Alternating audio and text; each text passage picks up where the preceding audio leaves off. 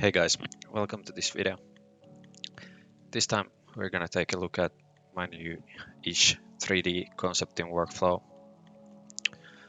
For the longest time I've used sculpting software like 3D Code to make my models.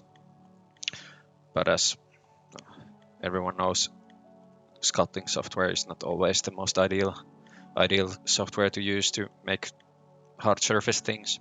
It's just difficult to get clean surfaces and curves and nice edges out of them. So for a while I experimented using the same workflow that I used in 3D Code in CAD software, but I found those to be a bit too slow for my workflow. So I've been trying to find this middle ground where I could use this workflow of cutting shapes and kind of drawing in 3D in Blender, and I think I've found the perfect add-on to help in that.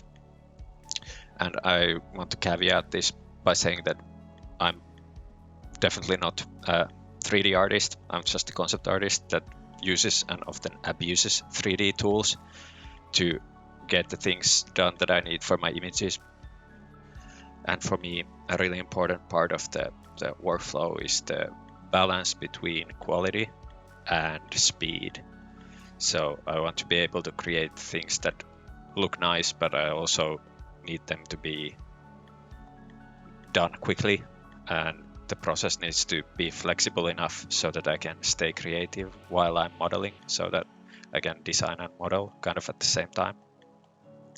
But let's take a look at the actual add-on I've been using.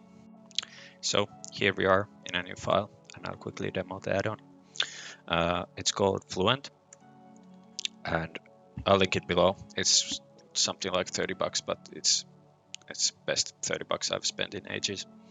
So it allows me to make Boolean operations inside Blender. I love it how it stays active after a cut, and then you can edit it right away or mirror it around as you see fit. And it's this pie menu that has all the options you need, and you can cut different shapes like this.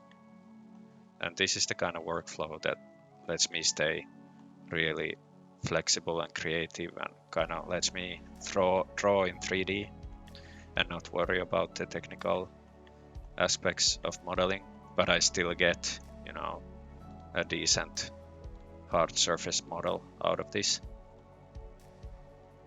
And it's just, I love it how fast it is and how simple it is to do interesting looking things. And I can make a video about this later on in more detail, but it has all these features that make it easy to be precise if you want to be, but also you can just draw rectangles everywhere and cut, and that's that. It's amazing. But let's get to the actual zip workflow so you can see a bit better what this actually means in practice.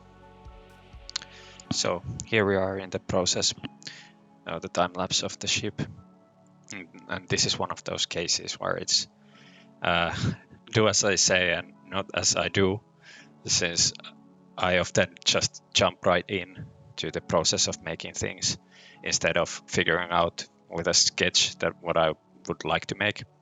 Even a 10-minute sketch here would have probably saved me a couple of hours of just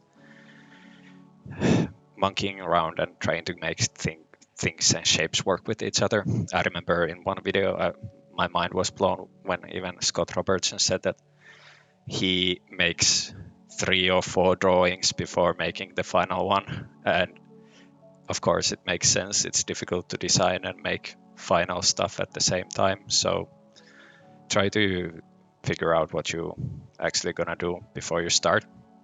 But here you can see the Fluent in action. I really like this workflow of cutting a shape and then afterwards cutting the shape that I used to cut the shape. previously, if you know what I mean.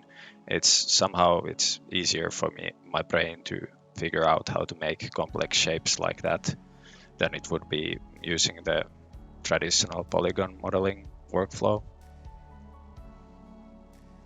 And when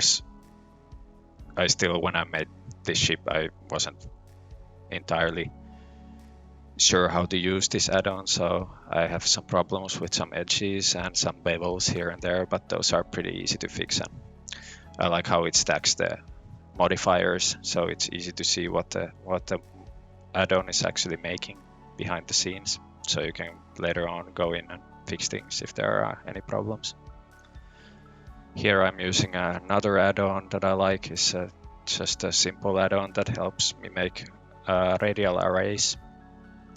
The Blender array tool is amazing, but for some reason I've never figured out how to make radial arrays with it, so I found this great add-on.